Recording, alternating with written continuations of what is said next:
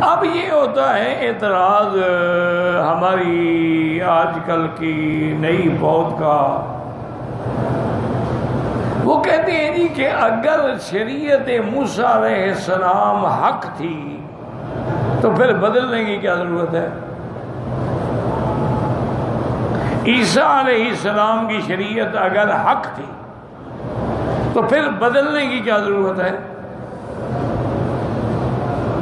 تہجد اگر فرض تھی پھر اس کو ختم کرنے کی کیا ضرورت ہے؟ یعنی اللہ کو علم نہیں ہے؟ تو اس کا علماء نے فرمایا کہ اللہ کو علم ہے، وہ جانتے تھے کہ تہجد فرض ہے، لیکن کب تک، اس کے بعد فرض نہیں ہوگی، لیکن اس نے اپنے بندوں میں ہر چیز اپنے وقت پہ ظاہر کی ہے، اس کو پتہ ہے۔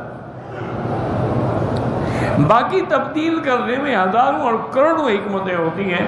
موسیٰ علیہ السلام کے زمانے کے الگ حالات تھے، شریعت بھی الگ تھی۔ عیسیٰ علیہ السلام کے زمانے کے الگ حالات تھے، شریعت بھی الگ تھی۔ جب حضور کا زمانہ آیا حالات الگ تھے تو پھر شریعت بھی الگ تھی۔ اس میں کیا اعتراض ہو سکتا ہے کسی کو؟ ایک آدمی ہے، مریض ہے، ڈاکٹر نسخہ لکھتا ہے، دوسرا آدمی آتا ہے وہ بھی مریض ہے اسی بیماری کا، اس کے لیے ایک اور نسخہ لکھ دیتا ہے۔ اب جاہل اعتراض کرے گا جی اس کو تو یہ لکھا، اس کو یہ کیوں لکھا؟ لیکن وہ ڈاکٹر جانتا ہے کہ اس کا مزاج بلغمی ہے، صفراوی ہے، دموی ہے، یہ کیا ہے، اس کے مطابق اس نے نسخہ دیا۔ تو اس لیے علماء نے فرمایا، اب دیکھیں نا، مثلا پہلے ہم مسجد اقصیٰ کی طرف، بیت المقدس کی طرف نمازیں پڑھتے تھے۔ میرے مدنی باغ نے مکی زندگی کے 13 سال نماز بیت المقدس کی طرف پڑھی ہے۔ جب مدینہ شریف تشریف لے گئے 17 مہینے پھر بھی مسجد اقصیٰ کی طرف پڑھی ہے۔ پھر حکم آ گیا فَوَلِّ وَجْهَكَ شَطْرَ الْمَسْجِدِ الْحَرَامِ، اللہ نے حکم دیا میرا مدنی اب آپ اپنا چہرہ مسجد الحرام کی طرف پھیر لیں۔ اس حکم میں بھی ایک حکمت ہے، ذرا سمجھنے کی کوشش کرو۔ اللہ نے یہ نہیں کہا کہ کعبے کی طرف رخ پھیر لو، اللہ نے یہ نہیں کہا کہ کعبے کے باہر جو چھوٹی مسجد تھی اس زمانے میں اس کی فرمایا مسجد الحرام۔ مسجد الحرام سے مراد ہے پورا حدود حرم۔ یہ کتنا بڑا اللہ کا کرم ہے کہ اگر ہم کسی ملک میں ہیں بس اس جہت کی طرف رخ کرنے وقت بات بن گئی، ضروری نہیں کہ عین کعبے میں ہو، جہت کعبہ ہو۔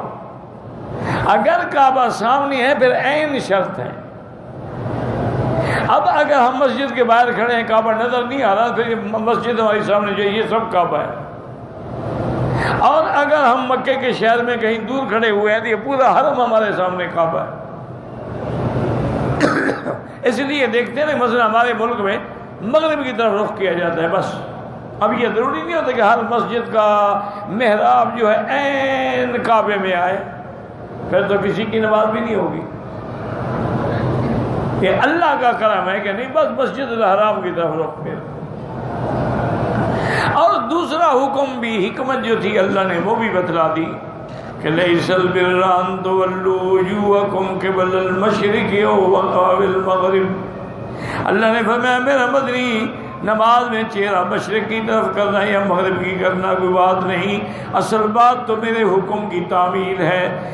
میں نے حکم دیا کہ ادھر پڑھو، ادھر پڑھتے رہے، حکم دیا ادھر پڑھو تو ادھر پڑھنا شروع ہو گئے۔ اور تیسرا اللہ پاک نے بتوں کے پجاریوں کو بھی جواب دے دیا کہ مسلمان کعبے کا پجاری نہیں ہے۔ یہ کعبہ موجود تھا لیکن نماز مسجد اقصیٰ کی طرف پڑھتا تھا۔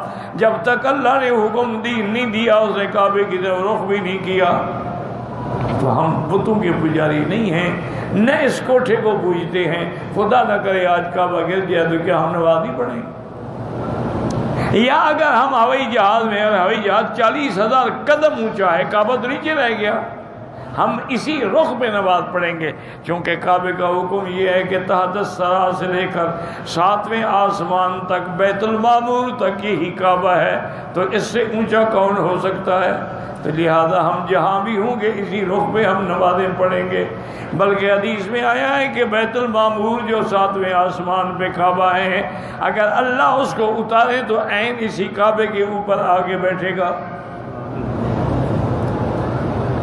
تو اس لیے اس تبدیلی میں بھی حکمتیں ہوتی ہیں۔ اللہ تبارک و تعالی جانتے ہیں کہ میرے بندے کتنے متحمل ہو سکتے ہیں۔ پہلے ان کو تھوڑا یعنی دین کی طرف لگایا جاتا ہے، جب پختہ ہو جاتے ہیں پھر رعایتیں کی جاتی ہیں۔ آپ دیکھتے نہیں ہیں کہ جیسے فوج کی ٹریننگ میں کسی کو کیڈٹ بھرتی کرائیں تو پہلے سال 1 سال جو اس کی ٹریننگ کا ہوتا ہے اس سے جان نکل جاتی ہے۔ وہ جناب کبھی ان کے لیے دوڑ ہو رہی ہے، کبھی ان کے لیے کرالنگ ہو رہی ہے، کبھی ان کے لیے بوجھ اٹھایا جا رہا ہے، کبھی جمپنگ ہو رہی ہے، کبھی گھوڑ دوڑ ہو رہی ہے۔ جب افسر بن جاتے ہیں پھر مزے کرتے ہیں، اے سی میں بیٹھ کے اشارے کرتے رہتے ہیں، پھر محنت کی ضرورت ہے۔ محنت تو سپاہی بیچارے کا کام ہے۔ تو اس لیے اللہ کی ہر چیز میں